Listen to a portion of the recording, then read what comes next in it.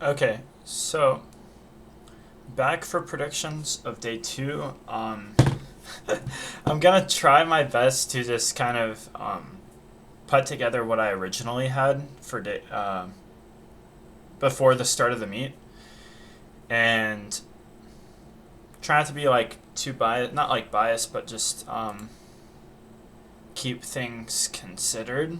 Um, so the first, or I guess the main prelim to final from day two prelims is the women's 1500 free. Katie Ledecky, not a bad swim in the 400 free, but a little bit off from what she had gone this season in that race. But she's looking to lead this. Melanie Pallister had a great 400 free as well, and so did Li Bingji. So that'd be a great race. Moesha Johnson is not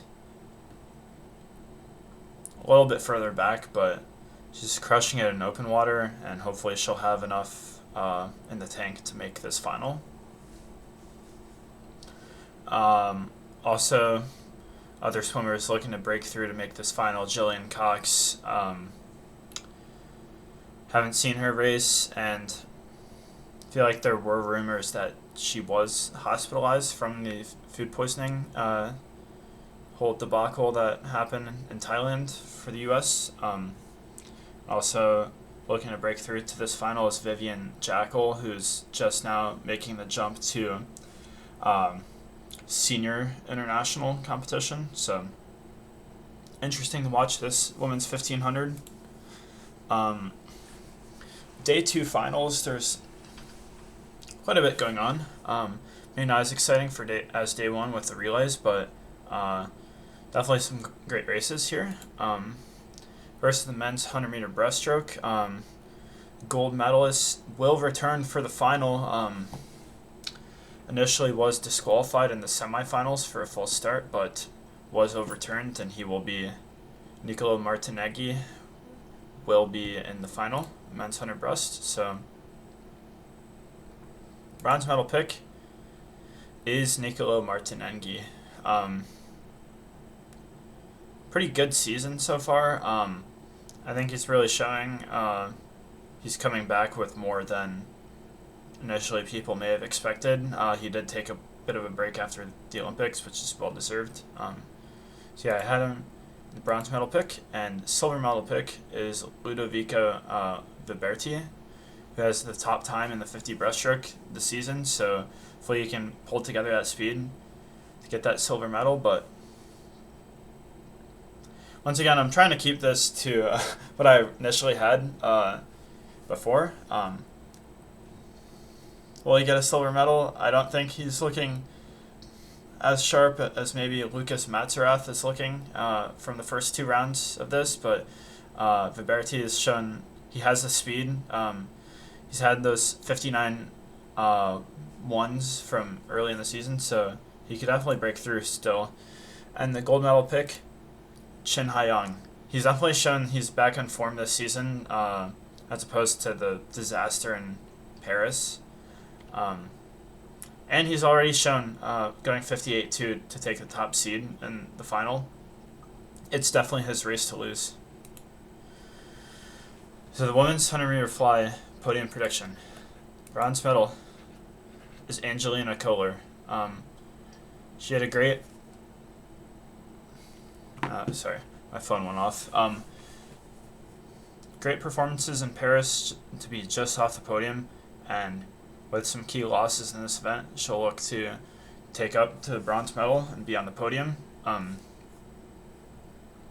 She's definitely got a lot to work for with Roos van Ouderdijk and Lily Perkins,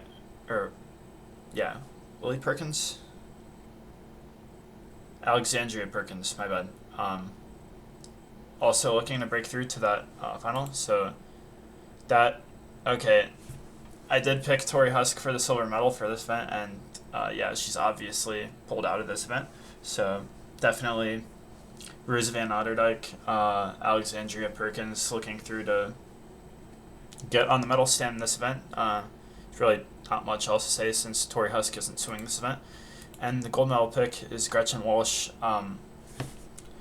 Clearly not the greatest semifinal swim, going a 56 when she has a world record of 54.6. But she had a pretty good prelim swim, so hopefully she rests up and finds another swim like that, and it's still her race to lose, even if she is sick, isn't in the best of form. She has that cushion, she has that gap from her world record to where everyone else is ranked, especially with no Tori Husk. I did kind of predict that it would take something really bad for Gretchen Walsh to lose this race, and I was right, because this whole food poisoning thing is very terrible for the whole U.S. team, and if she had to be switched out last minute from the 4x100 free relay, it could have only been for medical reasons, which it definitely was after that 100 fly, so I still think she can win this race. Next is the men's 100 meter back semifinal. This is a fast field. This is very fast field. Like, look at that line. It's almost at a 52.2 to make the final. Well, actually, with Peter Kotze's 51.99, yeah. So the top 8 entry times, well, despite Peter Kotze not being entered with that time, yeah, the top 8 swimmers do have quite fast times. It'll definitely be interesting to see how the U.S. swimmers like Jack Aikens respond to this speed, especially with the neutral athletes being represented here with 52.0s. This will be a really exciting race to watch, and I think it'll be really close, especially with Hubert Koch really scaling down to the 100. He did say in a press conference that he didn't want to just be the 200 back swimmer, that he wants to really break through in this event, and I think he's shown the speed that he'll be able to, and I really think his split in the 4x100 free relay prelims, the 47.7, really bodes well for him in the 100 back. Next is women's 100 meter breast semi to the final. Not much really to be said. I think Lily King will definitely have to show stronger form than she did at the U.S. Nationals. She really wants to contend in this event in her last World Championships, last international competition before retiring. Also really looking to break through the final is Ruta Meilutyte, the 2012 Olympic gold medalist in this event. Yeah, she'll definitely be looking to get back into that 100 meter breaststroke final, even though she's definitely shown a lot more focus in the 50 meter since coming back from retirement. Also, Satami Suzuki under that 1 minute 106 entry time. Also a medalist at the 2012 Olympics. She'll be looking to break through into that World Championship final. Next is the men's 50 meter fly podium prediction, and these are the last 2 world champions from Doha and from Fukuoka, and I can tell you that, once again, my podium in this event will be scuffed. Bronze medal pick is Niels Korstania. Great contender in this event. He was 5th, I think, 5th or 6th in the 100 meter fly in Paris, so very great, and he has the raw speed for this 50 meter fly. Silver medal pick is Noah Ponte. He's really dialed in on this 50 fly. He's definitely had it planned out to a T for short course meters, and really showed that after breaking the world record like 6 times after the Paris Olympics. So he's definitely looking to be a long course contender after a kind of disappointing Paris Olympics. Gold medal pick. This is a picture of of Maxime Grousset. Don't be fooled. No, I'm just kidding. So after the 22.65 at the or 22.68 at the Canadian trials, I really thought Ilya Karun could really contend for the world title in this event and really surprise everyone.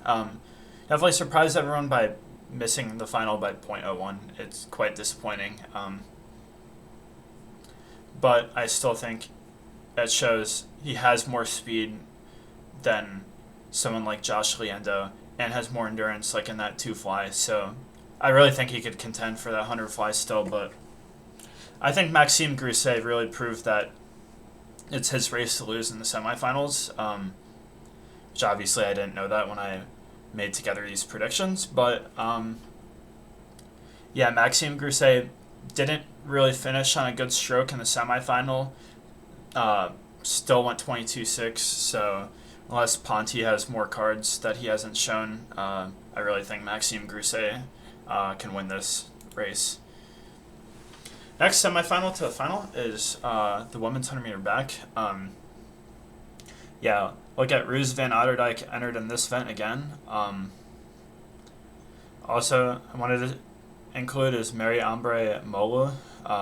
Great NCAA season at Cal from her freshman year, and she'll definitely look to get under that 59 and sneak into this final.